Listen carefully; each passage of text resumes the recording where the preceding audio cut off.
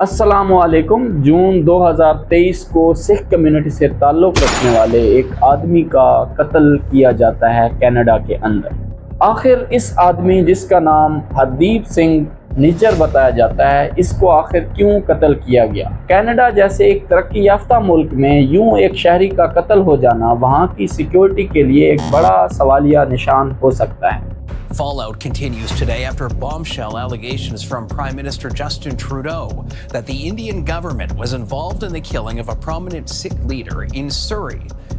Over the past number of weeks, Canadian security agencies have been actively pursuing credible allegations of a potential link between agents of the government of India and the killing of a Canadian citizen, Hardeep Singh Nijjar.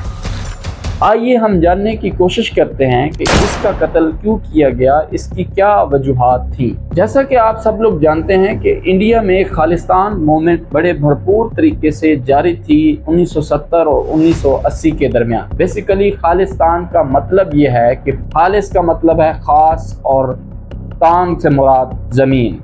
इस movement को तोड़ने के लिए Indian government ने भरपूर तरीके से कोशिश की कि ये खालिस्तान मूवमेंट हर सूरत में ख़त्म होनी चाहिए, चाहे हमें लोगों को मारना पड़े, कुचलना पड़े, हम कुचलेंगे, लेकिन ये मूवमेंट आगे नहीं बढ़नी चाहिए। इसके साथ उन्होंने बहुत ज़्यादा कत्लेआम किया और बहुत ज़्यादा लोगों को मारा भी। इसी दौरान वहाँ के जो सिख के लीडर थे वो भी मर गए। उस दौरान ये मूवमेंट दब गई, लेकिन वो कहते हैं कि जुल्म को जितना आप दबाएंगे उतना ज़्यादा ये उठेगा। 1984 को गोल्डन टेम्पल में तकरीबन 1000 ऑफ सिख कम्युनिटी से ताल्लुक़ रखने वाले लोग जो हैं उनका कत्लेआम किया गया, जबकि गवर्नमेंट की तरफ से कहा गया कि हमने सिर्फ और सिर्फ 400 लोगों को कत्ल किया है। बहरहाल आप लोगों ने जितने भी कत्ल किए हों, कत्ल तो आखिर कत्ल है। 31 अक्टूबर 1984 को इंदिरा गांधी जो कि इंडिया की प्राइम मिनिस्टर थी, उन्होंने ये आर्डर दिए थे कि वहाँ पर गोल्डन टेम्पल पर अटैक किया जाए, जिसके नतीजे में उनके 2 सिक्योरिटी गार्ड जो कि सिख कम्युनिटी से ताल्लुक़ रखते थे, उन्होंने उनका मर्डर कर दिया। ये भी हमें जो है खालिस्तान मूवमेंट से एक सबक मिलता है कि खालिस्तान मूवमेंट को कितना दबाने की कोशिश की गई और वो उभरी और उन्होंने वहाँ की प्राइम मिनिस्टर जो मौजूदा थी उनका कत्लेआम कर दिया। अब देखना कि ये है कि क्या ये मूवमेंट अभी तक पंजाब में काम कर रही है या बिल्कुल ख़त्म हो चुकी है। जहाँ तक बात है ख़त्म होने की, तो ख़त्म होने का सवाल ही नहीं पैदा होता। अगर वहाँ पे 4 लोग मरते हैं तो उनके घर में जो लोग होते हैं उनके दिलों में भी एक नफरत क्रिएट हो जाती है, जिसके बाद से एक तहैया कर लिया जाता है कि हम ये लेके रहेंगे खालिस्तान, चाहे हमें मरना पड़े। तो उसके लिए काफ़ी ज़्यादा जो इस वक्त पेचीदगी है वो देखने को आ रही है। जैसा कि आपको पता होगा कि नरेंद्र मोदी सरकार ने 2020 में एक लॉ पास किया था जो कि एग्रीकल्चर कम्युनिटी से ताल्लुक़ रखने वाले लोगों का, ख़ास तौर पे पंजाब में जो रहते थे, उनके ख़िलाफ़ एक बड़ी बात थी, जिसके नतीजे में वहाँ बहुत ज़्यादा एहतजाज देखने को मिला सिख कम्युनिटी की तरफ से, और तकरीबन लाखों की तादाद में लोग निकले और अपने ट्रैक्टर लेके मोदी सरकार दिल्ली पहुँचने का उन्होंने इरादा किया। जैसे ही उन्होंने इरादा किया तो वहाँ की सरकार डर गई और उन्होंने वो लॉ पास नहीं किया और उससे विथड्रॉ कर गए। ये खालिस्तान मूवमेंट अभी तक जो है भरपूर तरीके से जारी है, लेकिन इंडिया में उस तरीके से काम नहीं कर रही जिस तरह से इसे करना चाहिए।